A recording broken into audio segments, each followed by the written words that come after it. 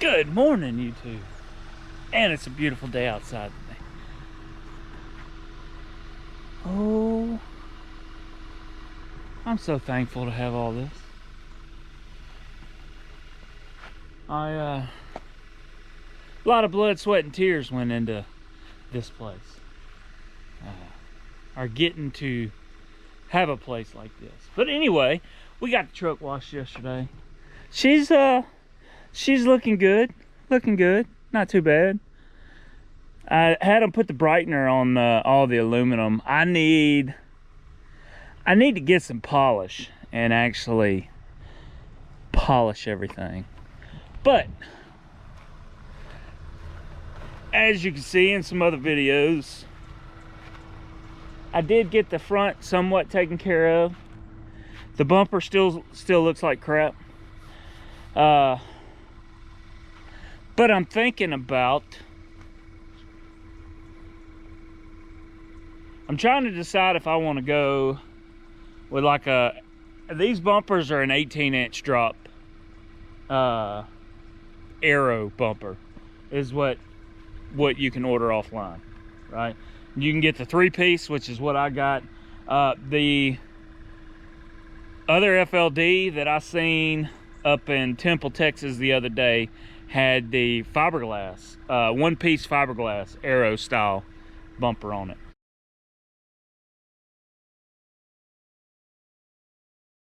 And it looked good. I mean, the truck, it looked really good with that 1-piece bumper on it. So I'm contemplating doing either a 1-piece fiberglass, which would be cheaper, obviously, or going from an 18-inch factory style bumper to a 20-inch chrome bumper. As I've said before, I plan on getting another one. I want a Freightliner Classic XL. But something else I've been thinking about, with the way truck values are right now, is just fixing this one up and making it look nice. Now, I'm still limited because of the single axle. Hold on, guys. I am sorry if there we go. Clear lens. The way the truck values are right now, I don't feel like it's necessarily worth going out. I don't know.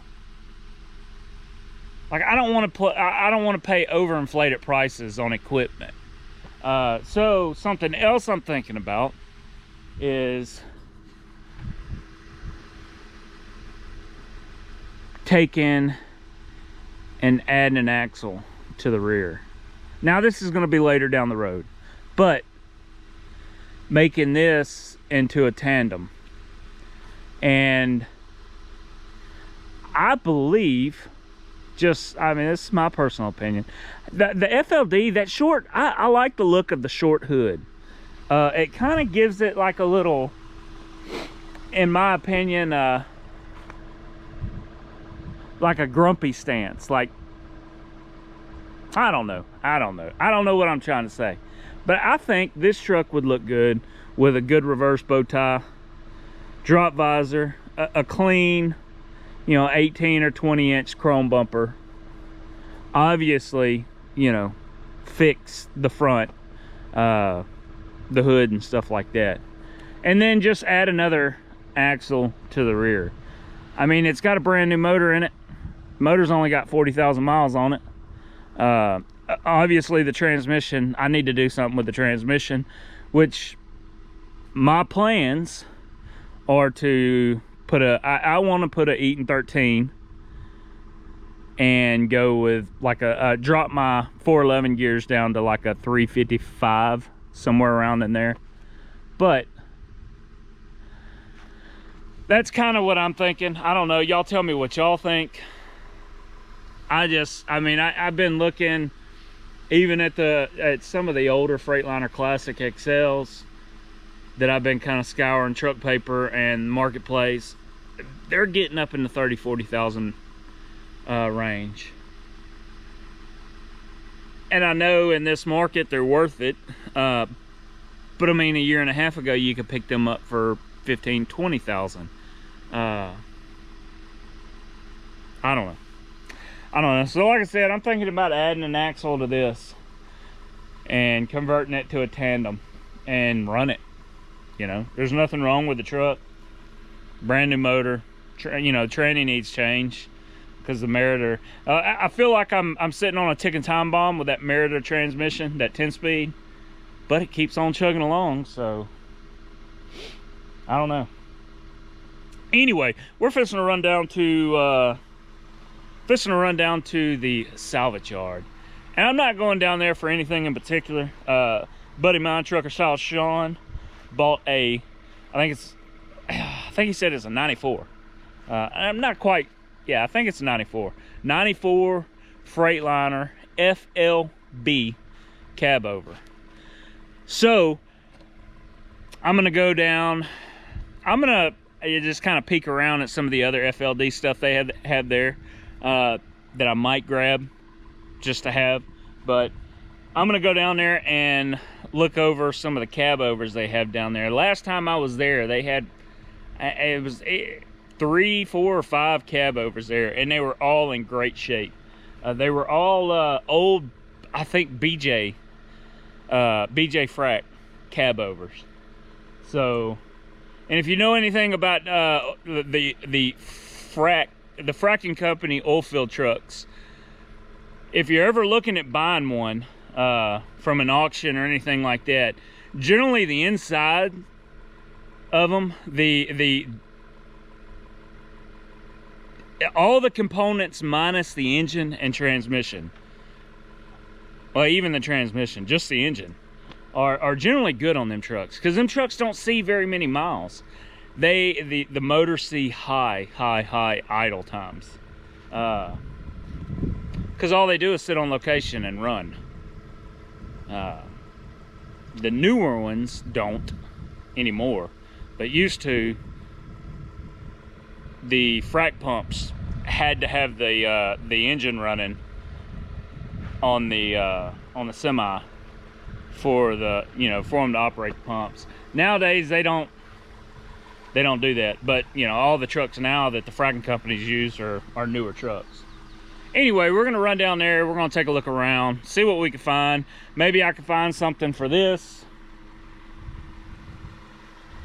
Maybe. I know there's a few things. There's some interior pieces that I'd seen on some other trucks that I would like to get for this, but I don't know. We'll see. We'll see how it goes. Anyway, we're gonna run down there. We'll holler at y'all here shortly.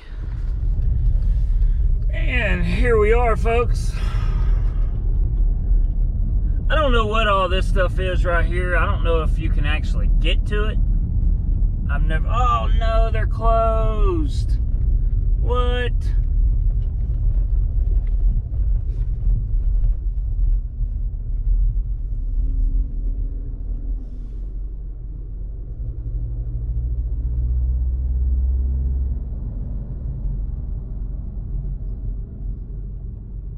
Son of a gun. Closed from December 22nd through January 3rd. Well, that throws them plans out the windows. Anyway, we'll do a little drive-by. Y'all can at least see what all they got. Somewhat, you know. Man, this sucks.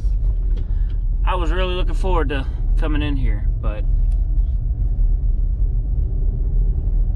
it's a pretty big place. Hey, there's people in there. Why can't I go in? Anyway. Eastbound and down, loaded up and trucking. Are we gonna do what they say can't be done? We've got a long way to go. But yeah, they have a lot of equipment in there. Some old military stuff. And like I said, several cab overs. But that's disappointing. I was really looking forward to going in there. There was something in there I wanted. And it's on the 120s, the FLD 120s. And that is that little cubby deal that goes at the back of the sleeper up on the against the roof, the back wall and the roof, where you could put clothes and everything in there. They had one of those in there the last time I went, and I was planning on getting that this go around, but looks like that'll have to happen another day. Oh well. We'll holler at y'all later. Time to do a little tool shopping. Just a little bit. Thinking about getting one of these.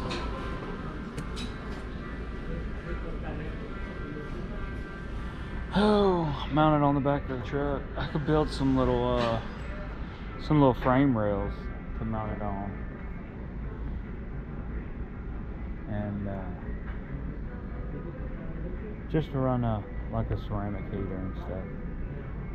I have a 3,000 watt inverter in the truck, but I'm afraid if I try to run a ceramic heater off that inverter with the truck not running, it's going to run my batteries down pretty fast. So like I said, I was thinking about getting one of these, either something like this, which is the 2,000 watt 1,600 watt running for $4.99, or the 3,500. I just don't see myself needing 3,500 watts.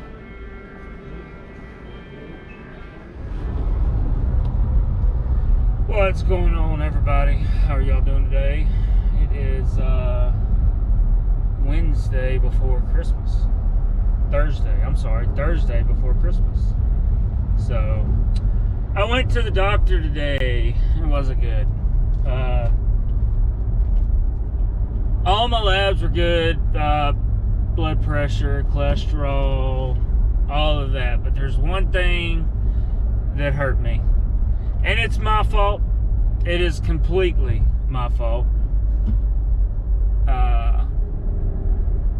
My A1C had jumped up quite a bit. I was always able to keep my A1C down around like a 4.5 to a 5. But it jumped up this time. I'm ashamed to say how high, because of my stupidity. For one, I would forget to take my meds quite often. I say quite often, probably, I don't know, 2, sometimes 3 days out of the week. And then towards the end there, I ran out of meds.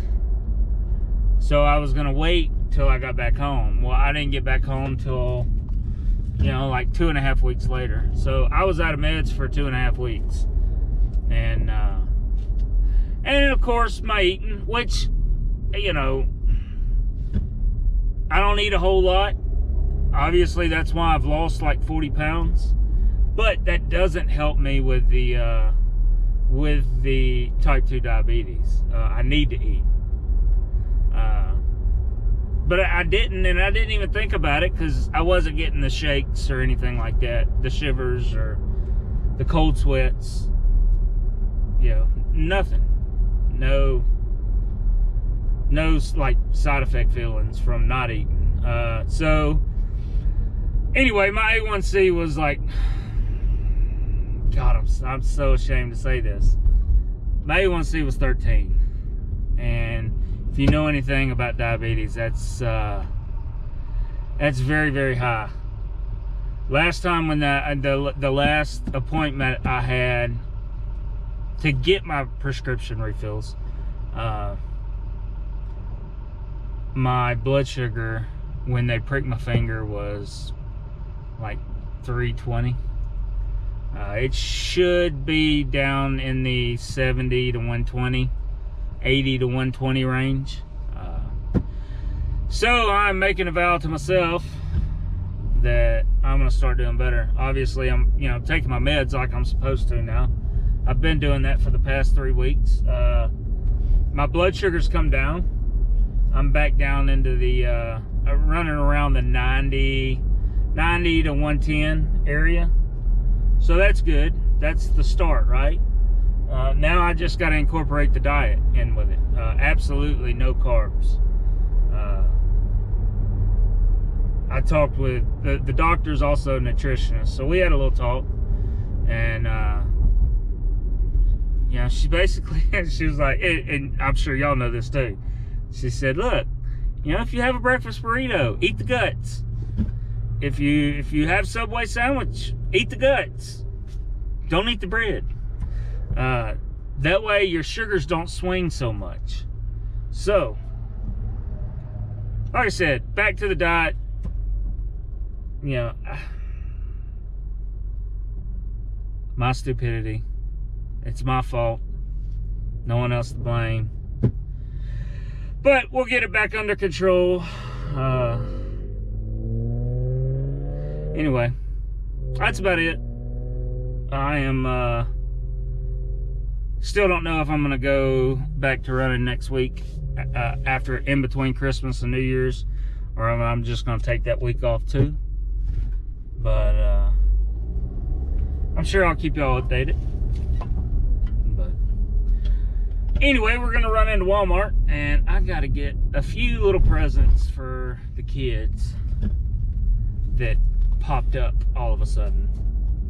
It's them last minute wish list add-ons. So Santa will take care of the big gifts this year, and me and Mom will get the little things. So anyway, we'll holler at y'all later. Y'all have a good one.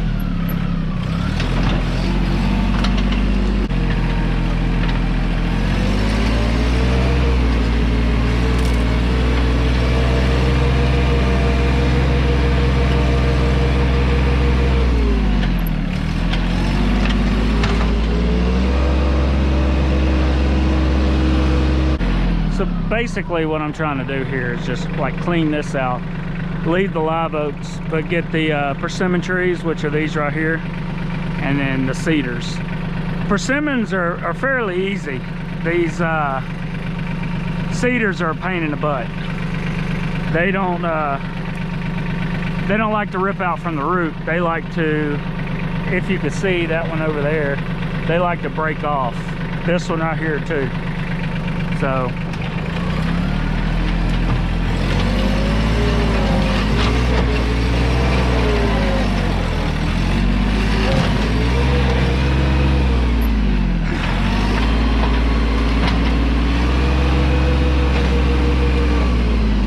I got that one halfway out.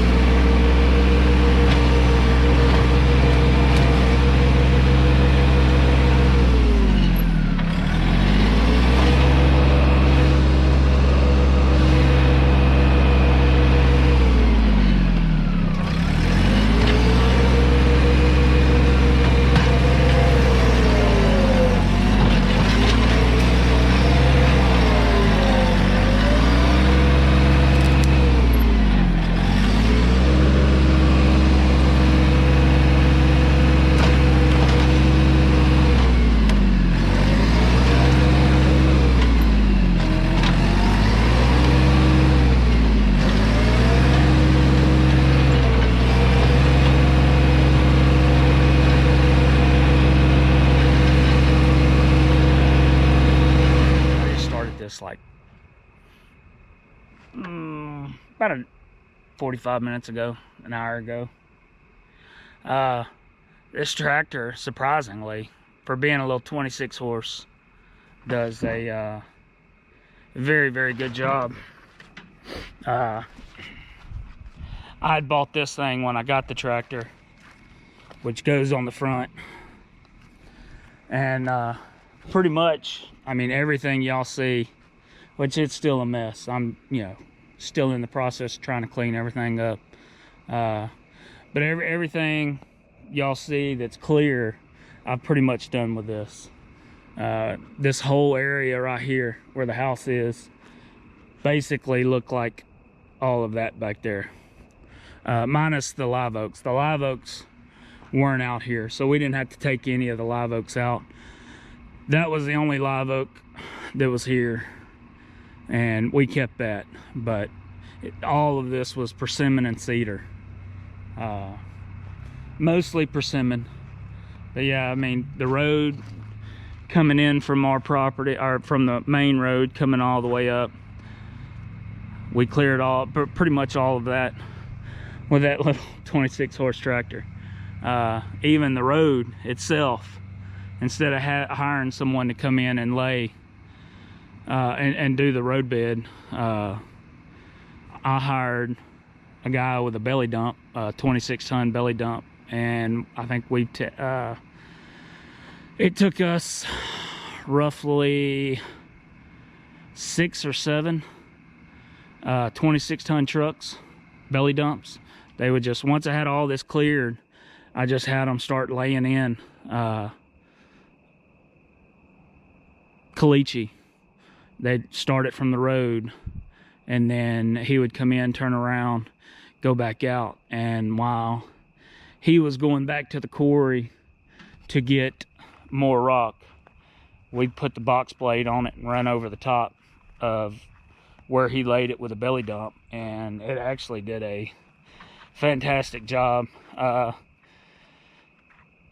I'm glad we did it with a belly dump and not a rear dump, because when you get up on top of that pile and start spreading, it automatically crowns the road. So yeah, it worked out good. The only regret, I guess, not necessarily a regret, but I rented a double roller, just one of the small little double rollers with a vibrator, vibrate pack. Sorry, I'm sick. And I ran that for probably 10 hours straight, but I didn't have no water. We didn't have water out here at the time, so didn't really do much good. It was supposed to rain when I rented it, and that's what I was shooting for. That way it would be wet in the road while I packed it down. But Texas weather, they say it's gonna rain, it don't. They say it's supposed to be sunshiny and thunderstorms. So anyway, I'm gonna cut this for the day, call it a day. It's getting late. I'm ready to rest.